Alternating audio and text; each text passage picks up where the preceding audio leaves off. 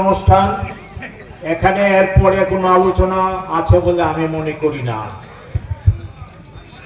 এই ইউনিয়নে আমি জীবনে অনেকবার দলের প্রতিষ্ঠা লগ্ন থেকে 1978 সন থেকে আমার নেতা, প্রিয় নেতা মরহুম ফজলুর রহমান সুলতান সাহেব, যিনি আমার প্রাণ প্রিয় নেতা, ওনার সাথে এই মেঠু পথে ধুলবালের মাঝে অনেক বাংলাদেশ জাতীয়তাবাদী দলের প্রসার লক্ষ্যে অনেক কাজ করেছি। তাই এই ইউনিয়নের স্মৃতি ভোলার নয়।